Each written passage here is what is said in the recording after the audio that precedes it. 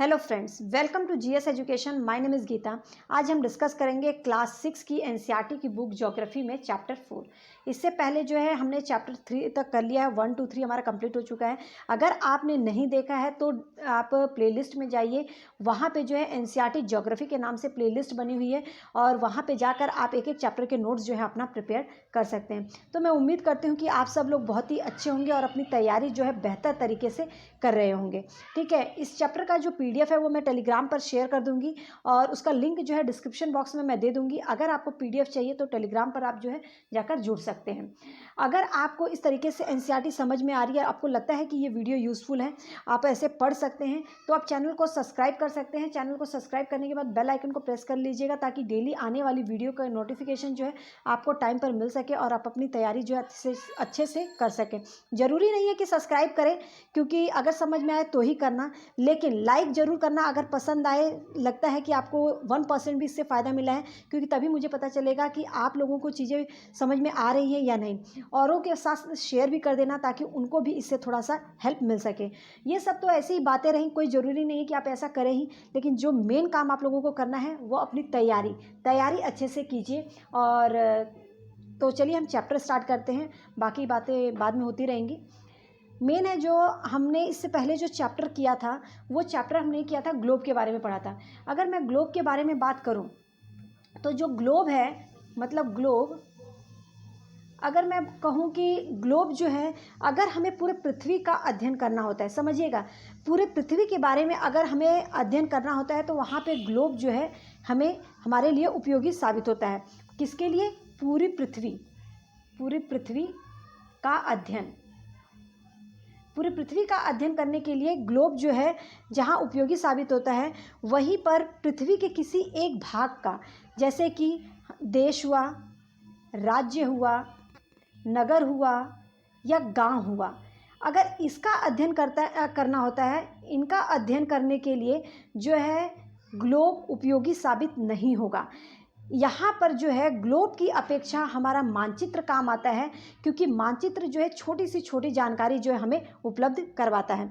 तो हमने क्या समझा कि अगर पूरे पृथ्वी का अध्ययन करना है तो वहाँ ग्लोब जो है सबसे बेस्ट है, लेकिन पृथ्वी के किसी एक भाग का अध्ययन करने के लिए, जैसे देश, राज्य, नगर, गांव का अध्ययन करना है, तो ग्लोब हमारा वहाँ पे उपयोगी साबित नहीं होता है। वहाँ पे हमें जो है मानचित्र की सहायता लेनी पड़ती है। तो अगर मैं मानचित्र को परिभाषित हमें करना हो तो हम कैसे करेंगे? पृथ्वी की सतह या पृथ्वी के एक भाग को पैमाने के माध्यम से खींचा गया चित्र, मतलब एक पन्ने पर, एक पेज पर या एक सतह पर खींचा गया चित्र जो है वो क्या कहलाता है? मानचित्र। तो पृथ्वी के एक भाग का पैमाने के माध्यम से खींचा गया चित्र जो है वो क्या कहलाता है? मानचित्र। लेकिन ये पैमाना इस तरीके से होना चाहिए कि जो उन दो जगहों के बीच की जो दूरी है वो वास्तविक लगनी चाहिए। ठीक है। मानचित्र की अगर हम बात करें तो मानचित्र कई प्रकार के होते हैं, छोटे मानचित्र और कई मानचित्र को अगर एक साथ हम रख दें एक पुस्तक बना के, तो उसको क्या कहा जाता है? एटलस। ठीक है। और एक चीज़ समझ लीजिए कि ग्लोब की अपेक्षा जो मानचित्र है वो हमें ज़्यादा जानकारी देती है, मतलब ग्लोब की अपेक्षा मानचित्र हमें ज़्यादा और विस्तृत जानकारी प्रदान करती है। तो आगे चलते हैं, ये तो रहा मानचित्र के बारे में बातें। अब मानचित्र के प्रकार कितने होते हैं इसको समझते हैं। तो मानचित्र के प्रकार को समझ लेते हैं कि मानचित्र के कितने प्रकार होते हैं, types of map.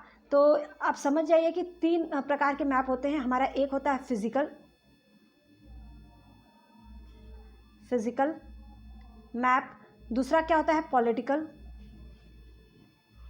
Political map, and third is thematic map.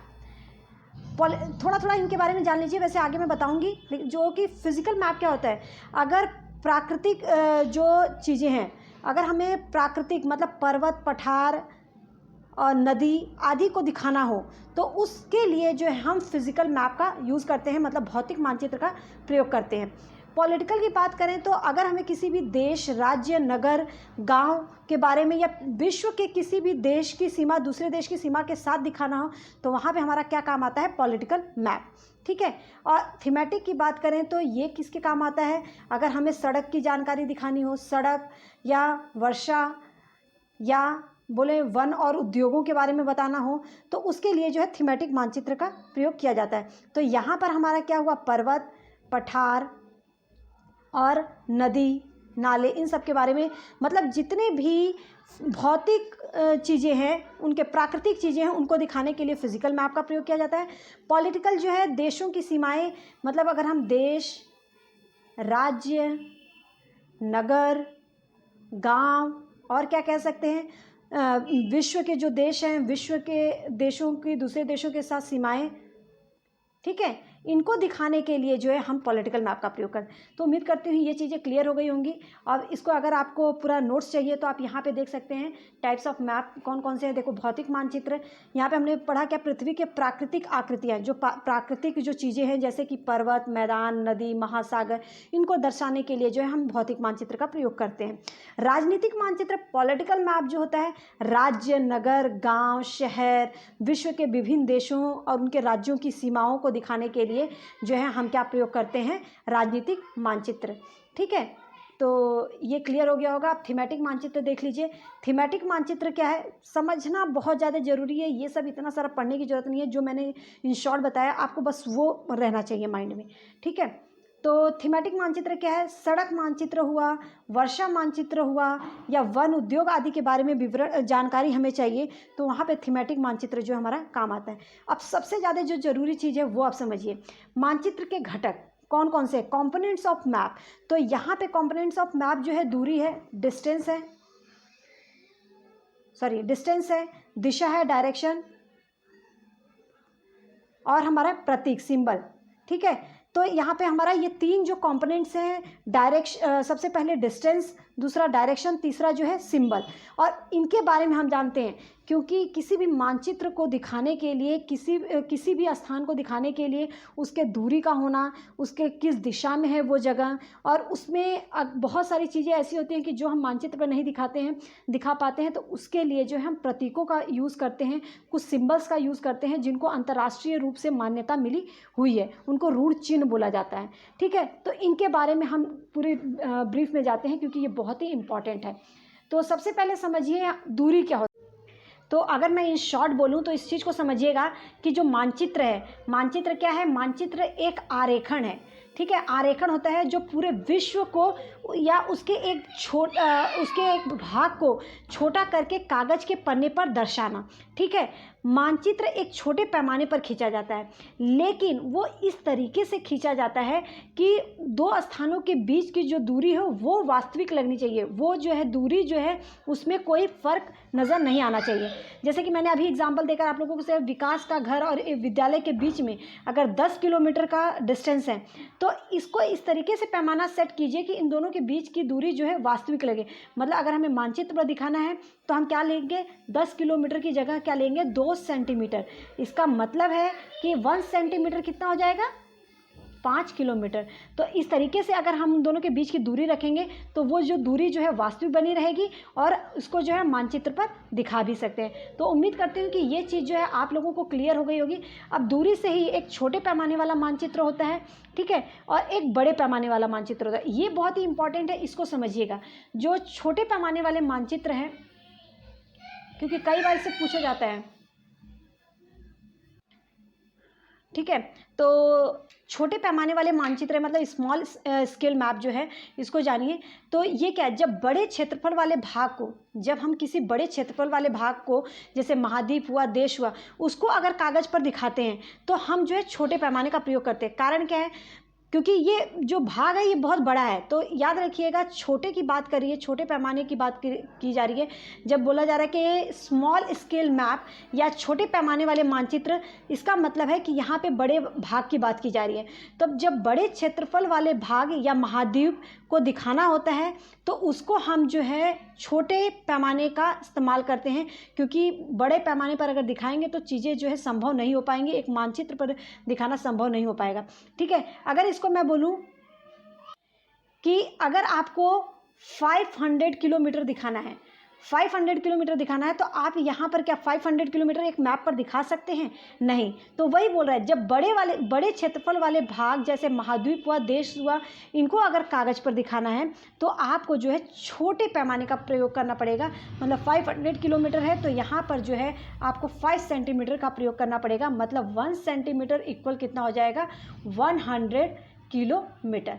ठीक है, 100 किलोमीटर। अगर बड़े पैमाने की बात करें, बड़े पैमाने वाला मानचित्र जो होता है, तो अगर छोटे क्षेत्रफल वाले भाग जैसे गांव, शहर को दिखाना होता है तो यहाँ पे जो है बड़े पैमाने का प्रयोग आप कर सकते हैं। अब वो कैसे कर सकते हैं वो जानिए।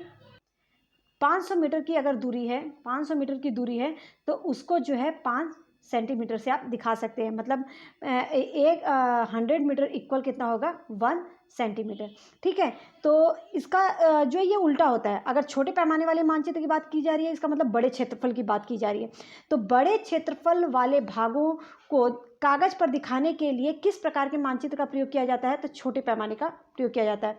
और अगर पूछे बड़े पैमाने वाले मानचित्र, मतलब छोटे क्षेत्रफल वाले भागों जैसे गांव, शहर को दिखाना हो, छोटे क्षेत्रफल वाले भाग को अगर दिखाना हो तो किस प्रकार के मानचित्र का प्रयोग किया जाता है? तो वहाँ पे बड़े पैमाने का उल्टा होता है। तो उम्मीद करती हूँ ये चीज़ें क्लियर हो गई होंगी। आगे देखते हैं। अब बात करते हैं दिशा के बारे में। दिशा मतलब डायरेक्शन। आपने किसी भी मैप में देखा होगा, मैप के जो सबसे ऊपरी वाली साइड होती है, राइट साइड में, वहाँ पे जो है लिखा होता है, उत्तर दिशा को जो है वो इंडिकेट करता है। ठीक है, तो दिशा जो होता है, हम सबको पता है कि दिशा कितने प्रकार के होते हैं। दिशा के प्रकार नहीं, दिशा कितनी होती है? तो वो 4 मेन जो दिशा होती है वो 4 होती है। कौन सा? उत्तर, 1 मिनट, कौन कौन सी होती है? तो हमारा एक होता है नॉर्थ। दूसरा क्या होता है?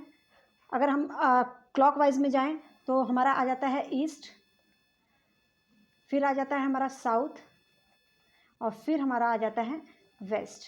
ठीक है, तो नॉर्थ, ईस्ट, साउथ, वेस्ट। ठीक है, मतलब उत्तर, पूर्व, दक्षिण, पश्चिम, ये आप देख सकते हैं। ये जो दिशा है इसको प्रधान दिक बिंदु कहते हैं, अर्थात ये जो है मुख्य दिशा होती है। लेकिन इन दिशाओं के अलावा भी कुछ उप दिशाएं होती हैं, जैसे कि उत्तर और पूर्व के बीच में हमारा क्या आ गया? उत्तर पूर्व। पूर्व और दक्षिण के बीच में दक्षिण पूर्व। दक्षिण और पश्चिम के बीच में दक्षिण पश्चिम। और उत्तर और पश्चिम के बीच में उत्तर और पश्चिम के बीच में क्या आ जाता है? उत्तर पश्चिम। तो उम्मीद करती हूँ कि ये जो चीज़ें हैं आप लोगों को अच्छे से पता होंगी और इसमें कोई मुझे बताने की ज़रूरत नहीं है। ठीक है, आगे चलते हैं। हाँ, और एक चीज़ जो है, इन दिशाओं के माध्यम से जो है हम अपने सही स्थान पे पहुंच सकते हैं, बस आपको ये याद रखना है। अब इसके बाद जो मेन चीज़ है, दिक्सूचक के बारे में बताया गया है, ये बहुत इंपॉर्टेंट है। दिक्सूचक क्या होता है? तो याद रखिएगा, दिक्सूचक जो है ये एक यंत्र है। क्या है? एक यंत्र है, और इसकी सहायता से हम मुख्य दिशा का जो है पता लगा सकते हैं, और इसकी सहायता से किसी भी स्थान की दिशा का भी पता लगाया जा सकता है। किसके? दिक्सूचक। तो जो दिक्सूचक है ये एक प्रकार का यंत्र है, और इसकी सहायता से हम मुख्य दिशा का पता लगा सकते हैं। जो इसकी ये जो 2 सुई है, ये जो सुई है इसको चुंबकीय सुई बोला जाता है। ये हमेशा उत्तर और दक्षिण को इंडिकेट करता है, नॉर्थ और साउथ को इंडिकेट करता है। किसको? North and south. ठीक है, नॉर्थ और साउथ को इंडिकेट करता है, और इसकी सहायता से क्या पता लगाया जाता है? मुख्य दिशा का। तो क्वेश्चन आया, अगर मुख्य दिशा का पता लगाने के लिए किसका इस्तेमाल किया जाता है? तो याद रखिएगा, दिक्सूचक। ठीक है, और अगर यहीं पर अगर आपसे पूछा जाए कि प्रधान दिक बिंदु कौन से होते हैं, तो वो जो मेन 4 दिशाएं होती हैं वो, और इनकी सहायता से जो है, इन चारों दिशाओं की सहायता से हम अपने सही स्थान की स्थिति को पता कर सकते हैं। ठीक है, आगे चलते हैं, आगे देखते हैं आगे क्या है। दिक्सूचक हो गया। अब हम बात करते हैं प्रतीक। जो 3 कंपोनेंट्स थे उसके अंदर जो है हमने सबसे पहले डायरेक्शन पढ़ा, सबसे पहले क्या डिस्टेंस पढ़ा, फिर हमने डायरेक्शन पढ़ा। इसके अलावा भी तीसरी जो इम्पॉर्टेंट चीज़ है वो प्रतीक है, मतलब सिंबल। क्या है? सिंबल। तो अगर हम सिंबल की बात करें तो यहाँ पे सिंबल क्या काम करता है? किसी भी मानचित्र पर जो है वास्तविक आकार, उसके प्रकार को दिखाना जो है पॉसिबल नहीं हो सकता। उसकी आकृतियों को, अगर मान लो हमें पेड़ को दिखाना है तो क्या हम पेड़ को दिखा सकते हैं? नहीं। भवन दिखाना है, सड़क दिखाना है, पुल, वृक्ष, रेल की पटरियाँ, इनको दिखाना संभव नहीं होता है। तो इन चीज़ों के लिए जो है हमारे कुछ प्रतीक चिन्ह बनाए गए हैं, जिनकी सहायता से जो है हम बड़े आकार वाले चीज़ों को जो है एक मानचित्र में दिखा सकते हैं। किससे, उनके अक्षरों से, रंगों से चित्र बनाकर जो है उनका प्रयोग करके हम मानचित्र पर जो है उनको दिखा सकते हैं। और इन प्रतीकों का उपयोग के संबंध में एक बहुत बड़ी बात आप ये समझ लीजिएगा कि इन्हें जो है अंतर्राष्ट्रीय सहमति प्राप्त हुई है। मतलब ये अंतर्राष्ट्रीय एक तरह से चिन्ह है और इसलिए इन्हें जो है रूढ़ प्रतीक कहा जाता है, क्योंकि इन चिन्हों को जो है मान्यता प्राप्त हुई है। आप यहाँ पे देख सकते हैं जैसे कि रेलवे लाइन है, उसके लिए देखिए कैसा साइन बनाया गया है, कैसा सिंबल है। मीटर लाइन के लिए क्या सिंबल है, रेलवे स्टेशन के लिए क्या, बड़ी लाइन के लिए अलग है और रेलवे लाइन के लिए देख सकते हैं अलग है। ठीक है, यहाँ पे कच्ची और पक्की सड़कों को कैसे दिखाया गया है, तो इस प्रकार से सीमा को देखिए, नदी, कुआं, तालाब, इन सबको कैसे दिखाया गया है, बस्ती और कब्रिस्तान, पेड़, घास, इनको। तो इन प्रतीकों के माध्यम से जो है बड़े से क्षेत्र को जो है हम छोटे से मानचित्र पर जो है दिखा सकते हैं। तो प्रतीक जो है क्या हमारे लिए काम करते हैं, प्रतीक जो है हमारे लिए सबसे इम्पॉर्टेंट चीज़ जो है कि बड़े से क्षेत्र को छोटी जगह पर दिखाना, मतलब मानचित्र पर दिखाने में हमारी मदद करते हैं। ठीक है, आगे चलते हैं। इन जो ये साइन है इनको याद रखिएगा, ये साइन बहुत इंपॉर्टेंट है, कई बार पूछे भी जा सकते हैं। तो पूछे जाते हैं क्या है, कई बार पूछ लिए जाते हैं, ये एग्ज़ाम में आते भी हैं।